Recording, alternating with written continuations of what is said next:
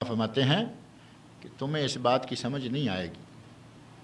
میں نے ایک مرتبہ نبی صلی اللہ علیہ وسلم کے ساتھ سفر کیا تھا، آپ یہاں بیٹھے تھے، میں زندگی میں جب بھی سفر کروں گا میں یہاں بیٹھ کے آگے جایا کروں گا۔ محبان رسول یہ تھے، ہمیں وہ سمجھ نہیں آتی کہ اس میں کیا ہے، آپ کسی ضرورت سے بیٹھے ہوں گے، ہمیں بیٹھنے میں اس میں کیا رکھا ہوا ہے۔ چلتے چلتے غلام سے کہا کہ یہاں سے گھوڑے کو ذرا، اونٹ کو تھوڑا دائیں تھوڑا بائیں تھوڑا ایسے لے کے جانا ہے۔ اس جگہ جہاں کہا گیا وہیں سواری کو دائیں بائیں زگ زیگ طریقے سے تھوڑا آگے نکالا گیا۔ اب غلام کہتا ہے کہ یہ کیا ہوا؟ ظاہر ہے کہ جو چیزیں جو سمجھ میں نہیں آتی ہیں آدمی پریشان ہو جاتا ہے کہ آج حضرت کو کیا ہوا ہے۔ کہتے ہیں کہ یہ کیا ہوا؟ کہتے ہیں کہ میں نبی اکرم صلی اللہ علیہ وسلم کے ساتھ ایک سفر میں تھا، جب یہاں سے نبی صلی اللہ علیہ وسلم سواری کو لے کر گزرے، آپ نے سواری کو اسی طرح گزارا۔ مجھے نہیں معلوم کہ آپ نے کیوں گزارا تھا، میں جب یہاں سے گزروں گا میں سواری کو اسی طرح لے کے جایا کروں گا۔ یہ تھی اطاعت رسول، یہ تھی حب رسول۔ ایک صحابی حضرت قرہ رضی اللہ عنہ نبی صلی اللہ علیہ وسلم کی زیارت کے لیے آئے، زیارت کی، ایک ہی مرتبہ زیارت کا موقع ملا، دوبارہ زندگی میں ملاقات نہیں ہوئی۔ دور سے کہیں قبیلے سے آئے، ملے، چلے گئے۔ اب ان کو جب بھی دیکھتے ہیں وہ یہ سامنے والے بٹن جو ہے نا یہ وہ کھلے رکھتے ہیں، بٹن بند نہیں کرتے، بٹن کھلے ہیں۔ کسی نے پوچھا بات کیا ہے کہ تم اپنے یہ بٹن ہمیشہ کھلے رکھتے ہو؟ تو کہتے ہیں کہ میں صرف ایک ہی مرتبہ نبی اکرم صلی اللہ علیہ وسلم کی زیارت سے شرفیاب ہوا ہوں، جب میں نے آپ کو دیکھا ہے اس وقت آپ کے گلے کے بٹن کھلے ہوئے تھے، میں ساری عمر بٹن بند نہیں کروں گا۔ ہمیں یہ باتیں، یہ سنتیں محسوس ہوتی ہیں کہ یہ بھی کوئی سنت ہے، یہ بھی کوئی کام ہے۔ صحابہ اکرام رضی اللہ عنہم اس طرح چھوٹی چھوٹی بات، معمولی معمولی حرکت نبی صلی اللہ علیہ وسلم کی بالکل غیر محسوس حرکتیں تک اپنے لیے سنت اور اپنے لیے ثواب سمجھتے تھے اور عمل کرتے تھے۔ جن صحابہ کا اتباع کا یہ عالم ہے، ان صحابہ سے کیا خلاف سنت کسی حرکت کی توقع کی جا سکتی ہے؟ یہ ہیں محبان رسول۔ اور اب لے لیں اپنے عاشقان رسول کو جو ہمارے پاکستان انڈیا میں کل پرسوں ظاہر ہوں گے۔ ان جلوسوں کے فوٹو پاکستان کے، انڈیا کے بڑے بڑے اخبارات میں شائع ہوں گے۔ میرا خیال ہے تفصیل میں جانے کی کوئی خاص ضرورت تو ہے نہیں کہ ان میں سے آپ کو کیسے لوگ نظر آئیں گے، کس طرح کے لوگ نظر آئیں گے۔ یقین مانیں کہ جو اس وقت بھنگڑے کا عالم ہوتا ہے، بھنگڑے ڈال رہے ہیں، عجیب ان کے اوپر وجد طاری ہے، دیوانوں کی سی حالت بنی ہوئی ہے، اور ساز، موسیقی، یہ سارا کچھ بج رہا ہوتا ہے۔ اور ہمارے یہاں تو ساز کی ایک اسلامی شکل بھی ہم نے بنا رکھی ہے نا۔ ساز تو ساز ہے، اور ساز کو اسلام نے حرام قرار دیا۔ اب اس ساز کے ساتھ آپ آیت پڑھیں گے ساز حرام ہی رہے گا، اس ساز کے ساتھ آپ نعت پڑھیں گے ساز حرام ہی رہے گا، اس ساز کے ساتھ آپ چاہے کچھ بھی پڑھتے رہیں۔ ساز ہمارے یہاں باقاعدہ اسلامی رنگ میں سنا جاتا ہے یا نہیں؟ کچھ مزاروں درباروں پر تو سپیشل ساز 24 گھنٹے بجتا ہی رہتا ہے۔ وہ حضرت کی شان میں قوالی ہو رہی ہے، کبھی کسی کی شان میں قوالی ہو رہی ہے، کبھی کچھ ہو رہا ہے۔ آپ کو ان عاشقان رسول کے جشن میں زوردار طریقے سے بجتا ہوا ساز نظر آئے گا، قوالیاں چل رہی ہیں، بنگڑے چل رہے ہیں، اور ان کی شکل پر نظر ڈال کے دیکھیں تو آپ کو پتہ چلے گا کہ ان کی شکل مسلمانوں والی بھی ہے یا نہیں۔ محبان رسول ہونا، عاشقان رسول ہونا تو دور کی بات ہے، ان کے لباس، ان کی چال ڈھال، ان کی شکل و صورت، ان ساری چیزوں پہ ایک نظر آپ ڈال کے اندازہ خود ہی کر لینا کہ یہ کس قسم کے عاشقان رسول ہیں۔ اللہ رب العزت نے ہمارے لیے نبی اکرم صلی اللہ علیہ وسلم کو نمونہ بنایا، اور ایسا نمونہ بنایا کہ جن کی تمام حرکات و سکنات ہمارے لیے محفوظ ہیں۔ اور ان حرکات و سکنات کو، جیسا میں نے شروع میں تھوڑا سا عرض کیا ہے کہ ضرورت اس بات کی ہے کہ ہم حرکات و سکنات سیکھیں، دیکھیں، کہ نبی صلی اللہ علیہ وسلم نے زندگی کیسے گزاری تھی، آپ کس طرح رہے، ہمیں کس طرح رہنا ہے۔ اب یہ کہاں سے معلوم ہوگا کہ آپ کس طرح رہے؟ کوئی ذریعہ ہے یا نہیں ہمارے پاس؟ ہمارے پاس نبی اکرم صلی اللہ علیہ وسلم کی حیات طیبہ صحیح معنوں میں کھلی کتاب، اندر کی زندگی معلوم، باہر کی زندگی معلوم، دن کی زندگی معلوم، رات کی زندگی معلوم، سفر کی زندگی معلوم، حضر کی زندگی معلوم، ہر چیز کی مکمل رپورٹ ہمارے پاس الحمدللہ کتابوں کی شکل میں موجود ہے۔ اب ضرورت صرف اس بات کی ہے کہ تھوڑا سا وقت تو نکالا کریں۔ وقت ہمارے پاس سعودی عرب کے اندر رہتے ہوئے، خلیج کے اندر رہتے ہوئے، مختلف ملکوں میں جو ہمارے اپنے ملکوں سے باہر آ جائیں تو ہمارے پاس وقت بہت ہوتا ہے، لیکن اس کو ضائع بہت کیا جاتا ہے۔ وقت بہت ہوتا ہے۔ آپ میں سے کوئی بھی ایسا آدمی نہیں ہوگا جو 24 گھنٹے ڈیوٹی پر رہتا ہے۔ کوئی ہے؟ کوئی نہیں ہے۔ ڈیوٹی کتنی ہوتی ہے؟ کچھ 6-7 والے ہیں، 6 گھنٹے، 6.5 گھنٹے، سرکاری طور پر سمجھ لیں کہ 7 گھنٹے۔ کمپنیوں میں سے اکثر لوگ کی 8 گھنٹے ڈیوٹی ہوتی ہے۔ اوور ٹائم لگائیں گے، پیسے بڑھائیں گے، حق ہے آپ کا، تو کتنی لگا لیں گے؟ 10 ہو گئی، 12 گھنٹے ہو گئی۔ اب 12 گھنٹے اگر کوئی آدمی روزانہ ڈیوٹی دیتا رہے تو اس کے پاس پیچھے 12 گھنٹے بچتے ہیں، اور ان 12 گھنٹوں میں سے سونے کا وقت کتنا ہے؟ نہیں سوتے، 6 گھنٹے بھی نہیں سوتے۔ میڈیکل تو ہے 8 یا 6 گھنٹے، جوان آدمی کے لیے 8، جو ذرا تھوڑا ڈھل جائے، وہ مانے یا نہ مانے کہ میں ڈھلا ہوں، لیکن جو ڈھل جائے اس کے لیے 6 گھنٹے کافی ہو جاتے ہیں۔ مانتا تو کوئی بھی نہیں نا۔ جوان آدمی کے لیے 8 گھنٹے ہیں۔ اب پیچھے کتنے بچ گئے؟ کیا کرتے ہیں 4 گھنٹوں میں؟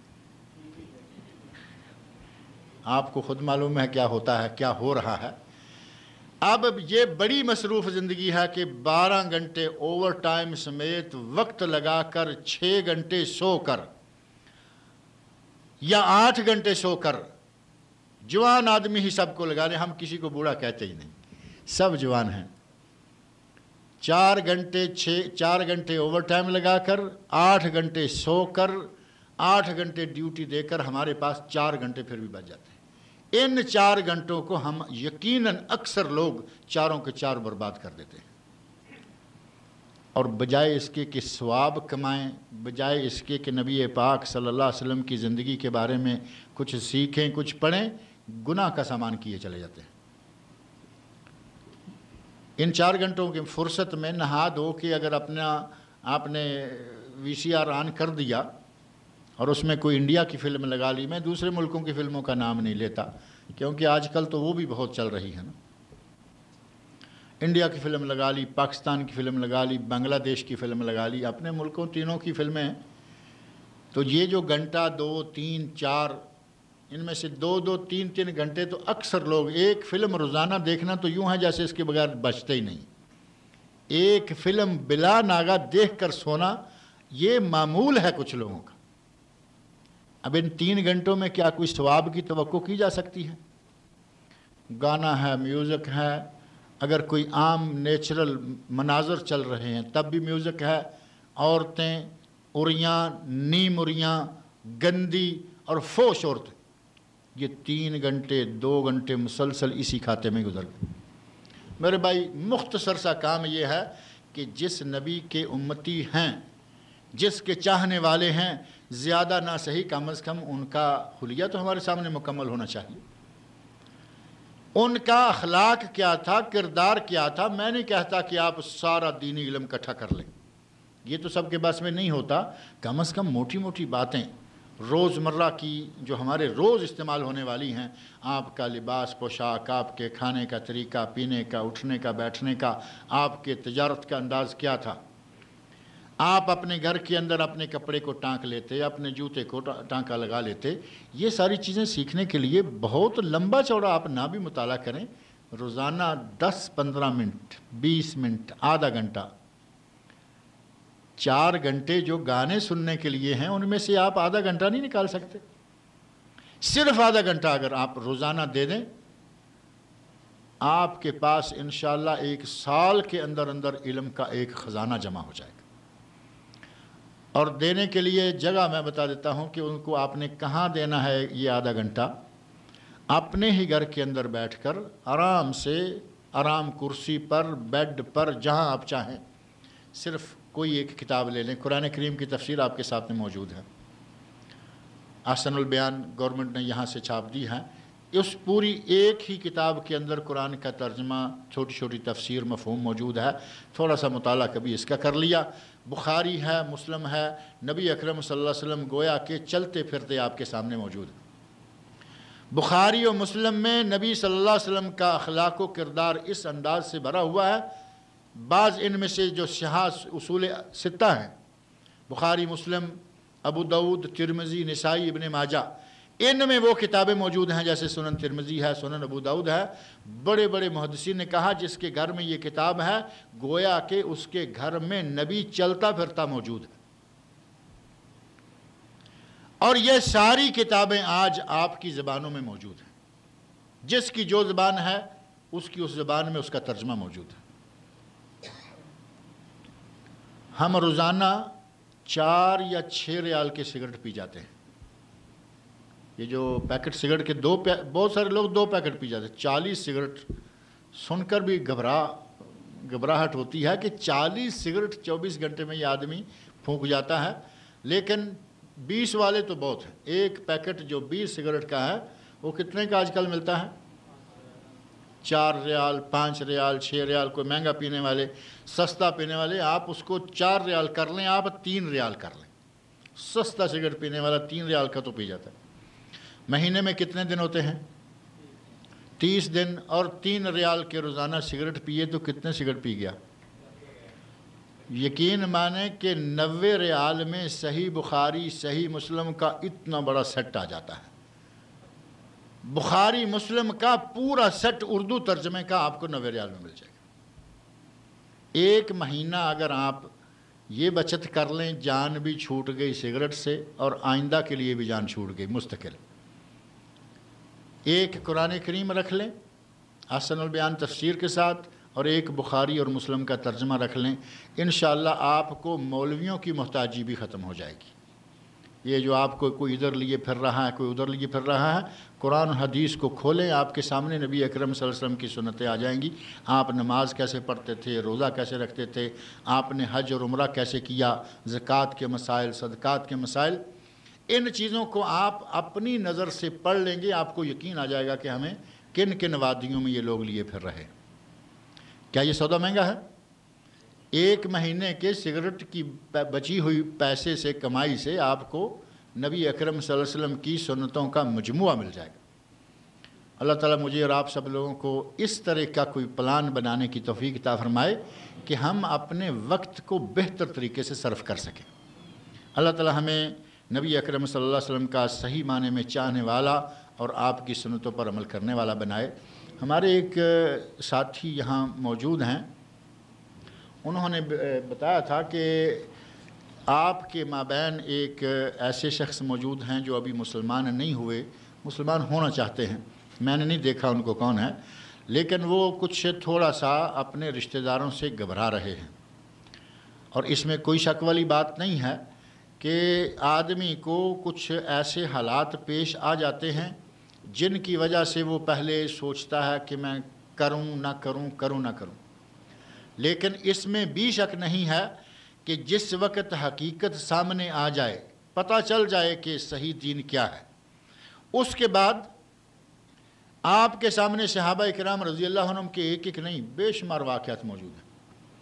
حضرت بلال رضی اللہ عنہ مسلمان ہو گئے اور انہیں کتنا مارا گیا، کس طرح انہیں پریشان کیا گیا، کیا کیا اذیتیں نہیں دی گئیں۔ گرم زمین، گرمی کا موسم، تپش زوروں کی، اور گرم زمین پتھریلی